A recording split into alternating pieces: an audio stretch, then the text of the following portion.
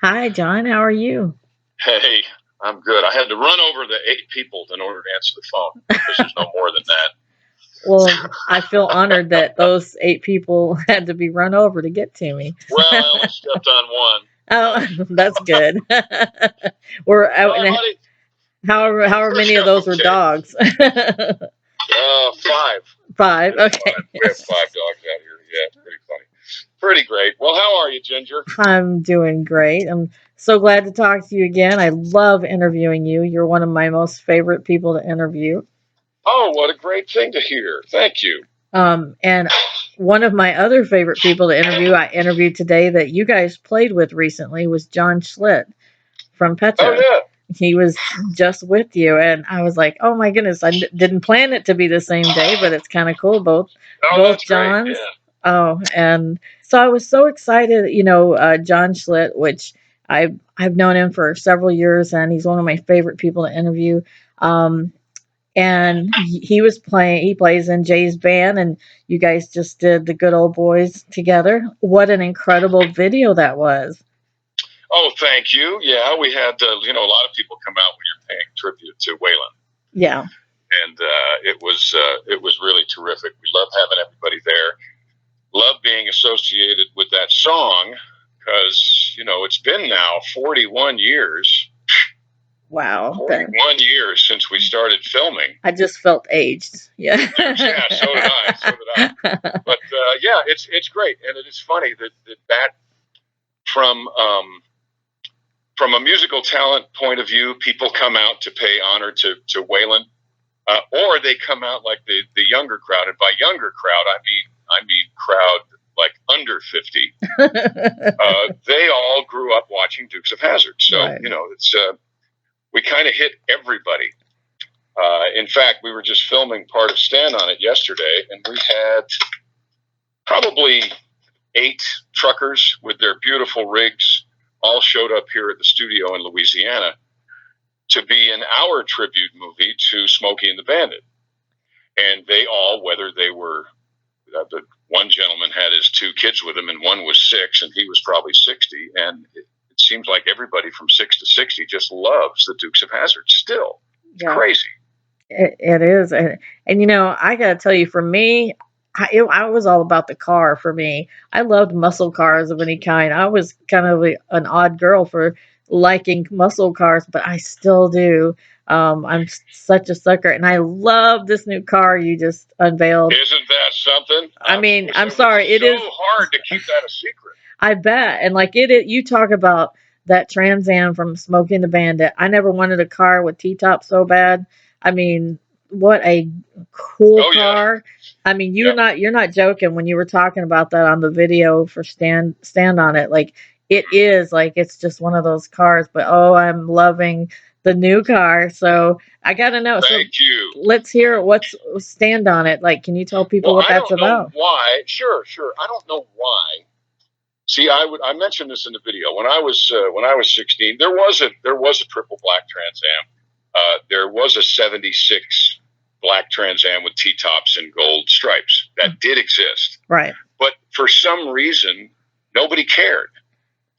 Which is why in 77, when they did Smokey and they did Smokey and the Bandit in 76, but they used a 77 car. They were readily available because they weren't selling very well. But I have always been a car guy, and my friends and I in high school were saying, like, why is this not the American Ferrari? Why is this not the American, the Lamborghini of the USA? And then, of course, in the following year, it was because of Smokey and the Bandit. So I have wanted to introduce 16-year-old car enthusiasts like I was to a new affordable car ever since that day. I mean, somewhere in my stuff here, I've got pictures of me in not only the 76 Trans Am on a Pontiac lot in Atlanta, but also the Smokey and the Bandit cars from the set of Smokey and the Bandit. So I've always loved not just muscle cars, but there's something so sexy about that particular car. Oh yeah. And I'm a Mopar guy. So, Yeah. how do you put the two of those things together? Well, as of this interview right now, Pontiac does not make. There is no such thing as a Trans Am. Yeah. I've seen some pictures of an amazing looking car that's supposed to come out next year. But I don't see that in my driveway, and I don't see that in your driveway. So I think when I had one of the first, I can't remember how many they put out, not many, when they first redid the Challenger, they did the new old body style for the Challenger, and they were surprise orange. They were orange SRT8s, and they were all numbered. I had one of those cars. I thought that was the greatest thing Chrysler had done since the '69 Charger. Yeah. So when we decided to do this tribute film to Smokey and the Bandit, and that's what Stand On It is, it's a tribute film to Smokey and the Bandit. I didn't want to go out and try to get 77 Trans Ams because that would be too close, and between you and I, the fence post, it'd be too expensive. Yeah. So I thought, wouldn't it be great to combine, me, the Mopar guy, and me, the guy who loved Smokey and the Bandit and talked his way into it in 1976. Why don't I combine those things, and let's make a T-top black and gold Hellcat hood Challenger. So that's what we did, and we made that ourselves. We didn't talk to Chrysler, we didn't talk to anybody. So this is a labor of love. Wow.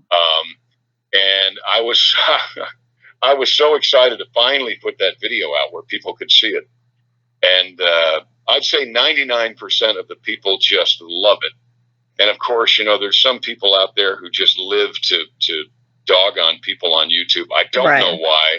They need to get a life. They need to get a hobby. That is their hobby, is to just go put negative things on every YouTube video they see. Yeah. It's not a Hellcat. Well, no, it's not a Hellcat. Hellcats are $100,000. This is supposed to be something everybody who loves cars can have. Right.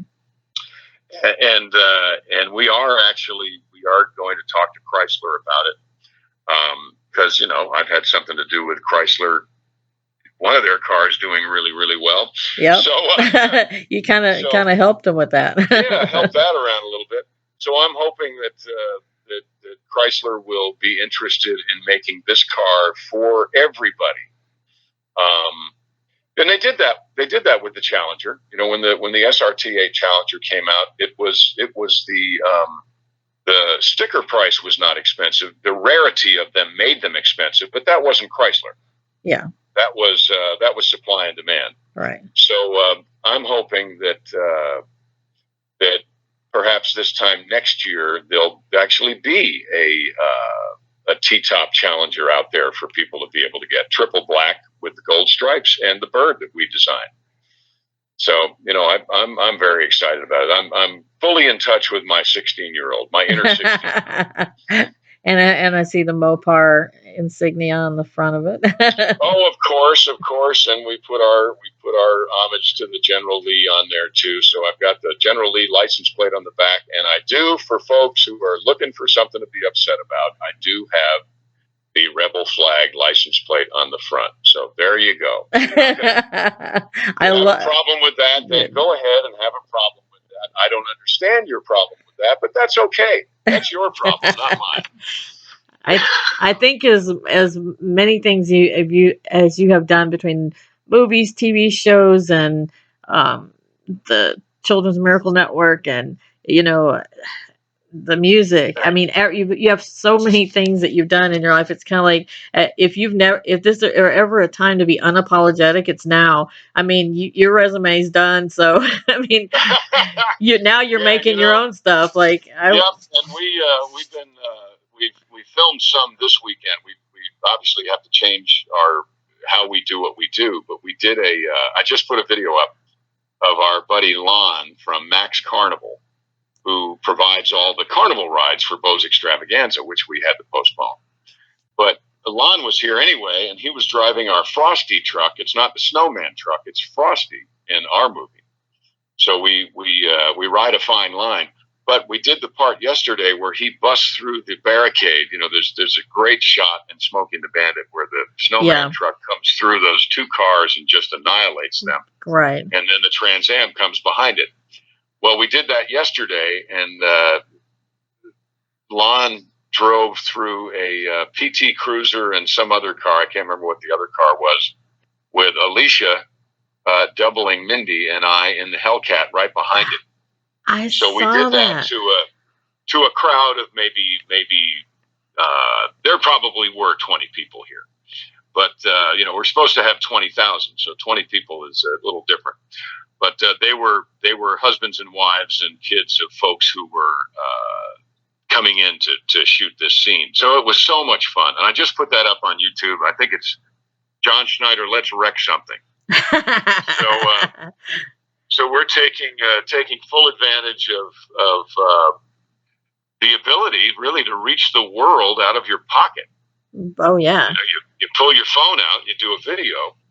So we've been releasing videos not only to promote Stand On It, but we've released a couple of free movies. I saw that. Yeah, because I heard something that distressed me last week. I heard that Netflix and Hulu. I don't know if it's true, but I've heard now that it is true. At least from the people that have texted me, and Netflix and Hulu have canceled a bunch of subscriptions because people aren't paying for their. Well, of course not. Nobody's paying for anything right now. No, we are all for the first time in my lifetime. We are all in the same boat. So we have content, and yes, it costs us money, but we put it out there. We just give it away. And we do put up a tip jar, so if you're able and you want to, then throw a couple bucks in the tip jar. But if not, then enjoy the movie. Just have fun.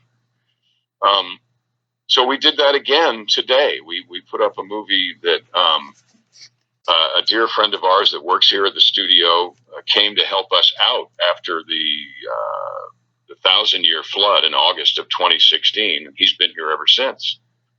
Wow. And he made a movie called Among the Discarded.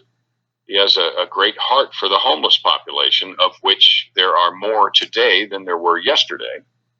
Wow. And so this movie is about Trent, and he went and he lived on Skid Row with a GoPro for a month, and he did this wonderful documentary. So I have to watch that. That's incredible. It's amazing. So if anybody wants to see what's behind that cardboard sign at the overpass, then check out Among the Discarded. It's on our John Schneider YouTube channel. It is free, and I hope you enjoy it.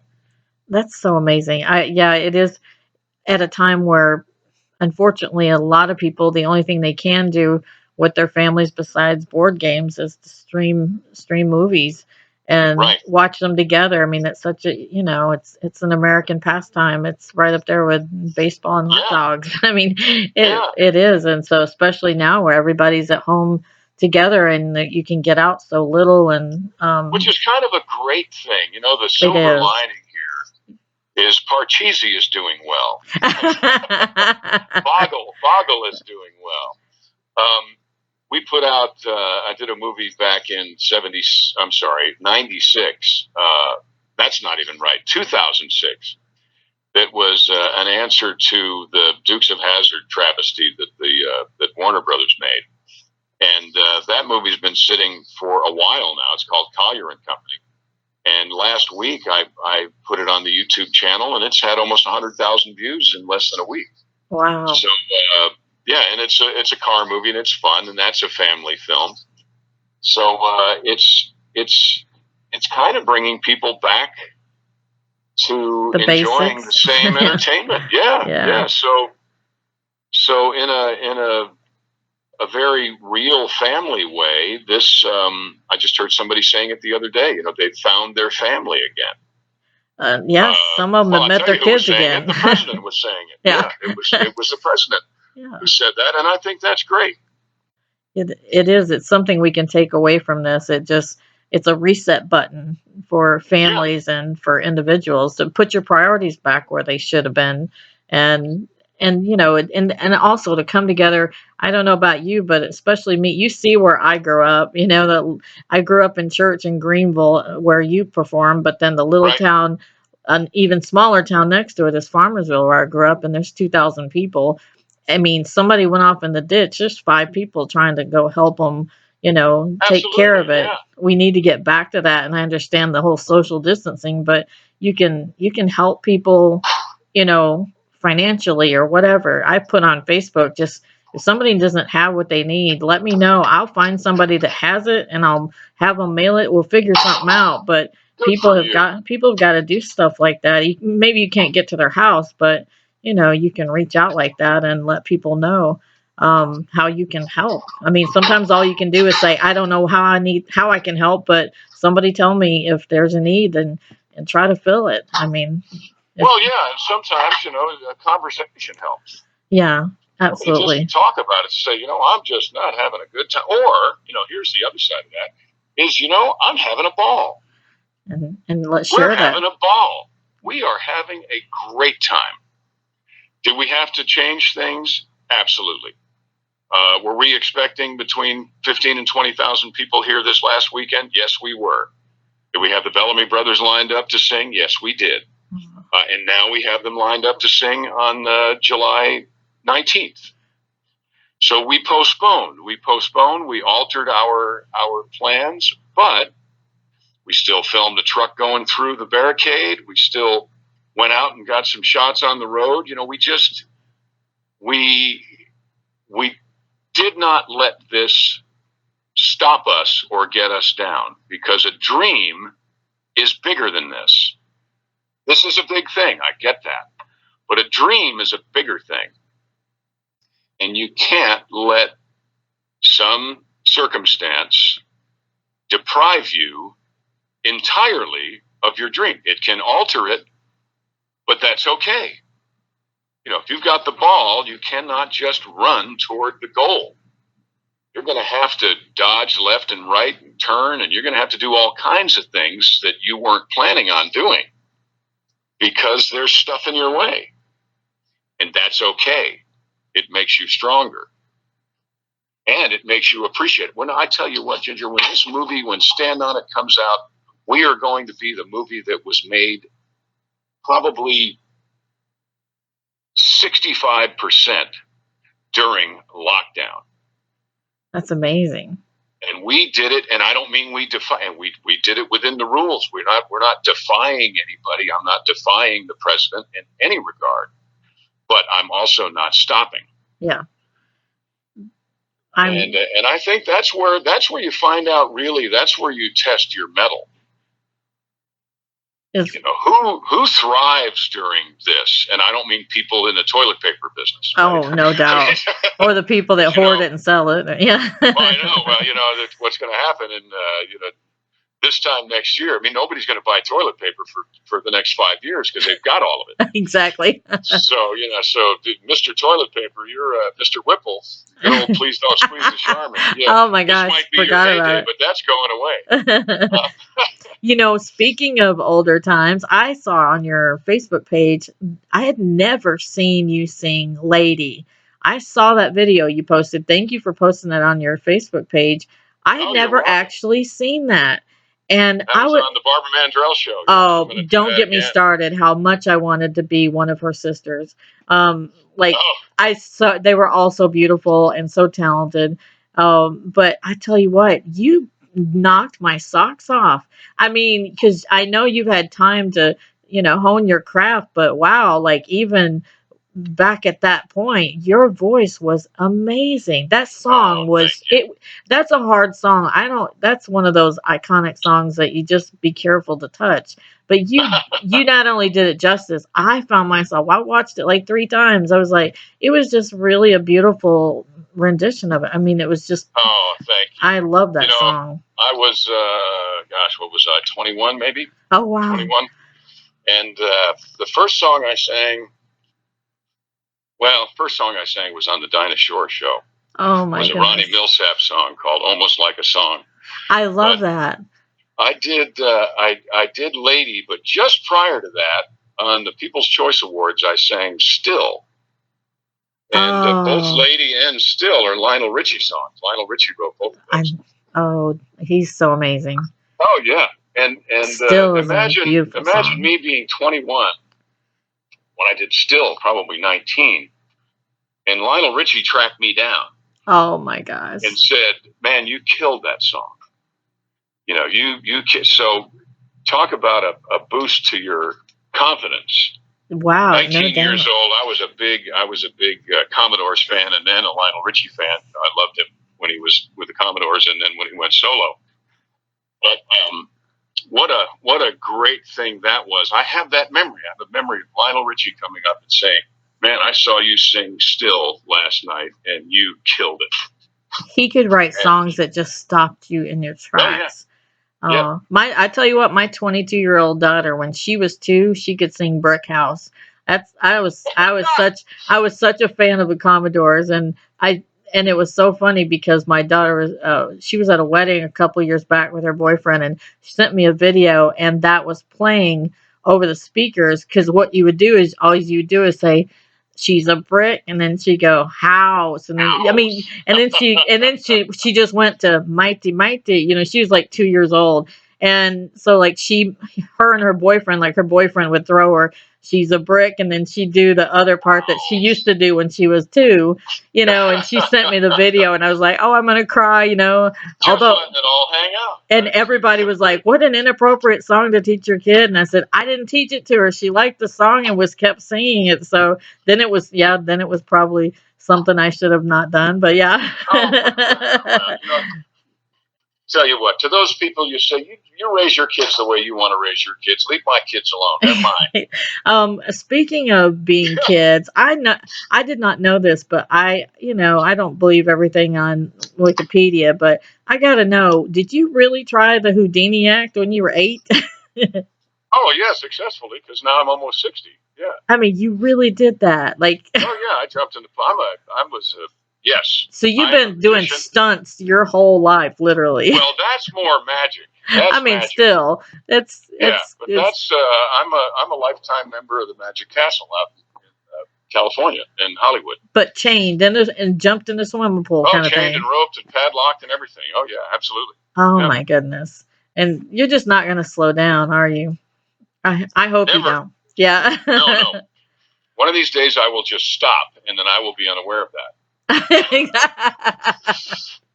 You know, my mom, I posted on my Facebook, that, if anybody wanted to send me a question. And so my mom said, "Oh my goodness," she called me and she's like, "You have to tell him that I'm a fan of his." But she said she found a new film that you did that she'd never seen. And she said, from front to start, your acting, everything about it was one of her favorite films of yours. And we had to look it up because I didn't know what she was talking about, because you have a lot of films under your IMDb. But it was Come Dance at My Wedding. Oh, thank you. And she said great. You were before Dancing with the Stars. And she said, "He can dance." And I said, "Well, he was on Dancing with the Stars, Mom." And she said, "I didn't put that together." But she said she just thought what a beautiful job you did, that it was just such an incredible, it was a good script, but she said it's a beautiful little movie. It was, for me. But I will. She'll be thrilled that I even said something, because she was just excited about it. But so the Bose Extravaganza is only postponed. We're not canceling, right? Right, July. Now it's going to be July 18th and 19th. Oh no, we don't cancel. We don't cancel anything. And what about now? Stand on It. You're filming now. Do you have an end date in mind at this point, or are you just having to kind of be flexible about it? We have to be flexible, but we want it to be out for fall. We wanted to have it out at the end of summer, but fall. Now, fortunately, just before the world turned off, right? We had done. It was only 3 days, but it was all of the interior car stuff, car, truck, cop car, all that kind of stuff. So most of what we have left is me and one other person, and our crew is now much smaller than it was, but our crew is always small. So for me to do a scene with the Jerry Reed character, who in this case now is Cody McCarver from Confederate Railroad, for me to do the scene with him where I come into his bedroom and talk to his feet, is basically he, me, a camera operator, and a sound guy. Yeah. So it's 4 of us. So we'll do that as soon as Cody's able to travel again from Tennessee.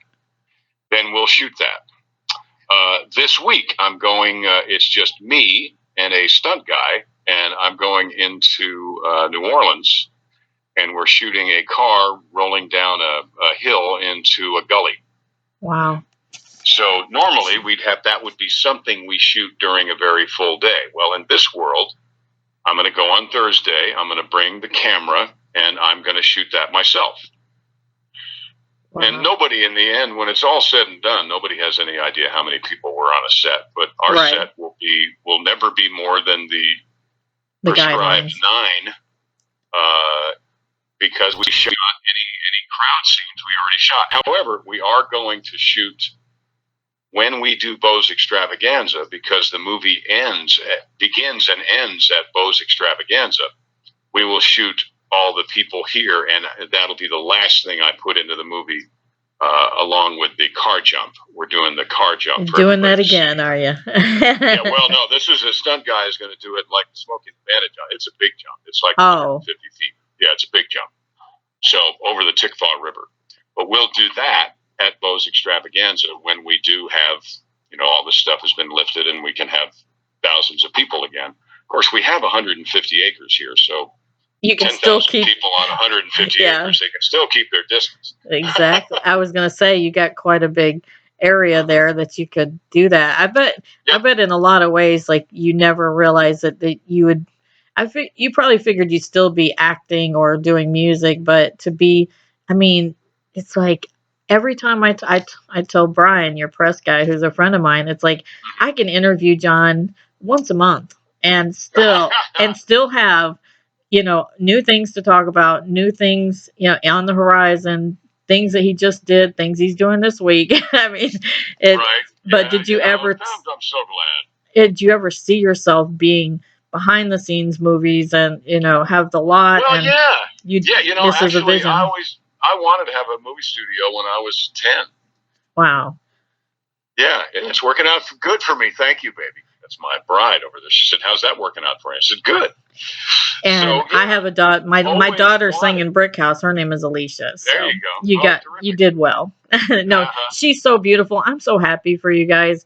I've followed, pretty much what was going on for you and her and everything else. And I just think this is such a great time of you guys just being able to enjoy what you worked so hard for. And, I'm so happy for you two as a couple. And it's just amazing. I know how hard this has been. And this is going to make you were forged in the fire. So it's going to be a love that lasts forever, in my opinion, because that's. Oh, absolutely. Forged in the fire, baby. We were forged in the fire. That's for damn sure. And she's sitting there shaking her head going, absolutely. And there's still more to come, I'm sure. But, it's if you can go through that, I'm pretty sure you can, handle anything. And then she had, it's like this great complimentary. You've got this like 16-year-old boy that won't quit doing stunts and, all these great things. But then she seems to have the level business head that like can do that aspect of it. It's a great complimentary aspect to the relationship. I love that. Yeah. And we appreciate both those things in each other, which is really rare. It's rare to have somebody, it's more than a partner. It's like gosh, I don't know. It sounds so like sappy to say somebody completes you, but I tell you what, there are boundaries I don't have that she will make me aware of. And there are boundaries she doesn't have that I'll make her aware of. Otherwise, we just plow through them. Right. Good and bad. So it's remarkable. Like this thing, what we just filmed this weekend. We were out on the interstate and we had to shoot the part of the movie where I'm hiding in the kind of saddle of a bunch of semis, and because she has such great business savvy, and because we have such great friends, all of the 8 trucks we were driving in and out of were ours. They were friends of ours. That's awesome.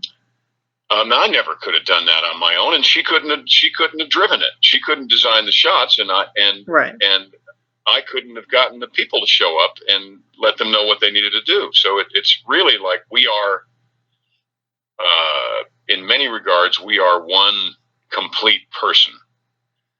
A little mini dynasty of movies and music and entertainment. Yeah, and one of these days, one of these movies, and I've said this before, and it will happen.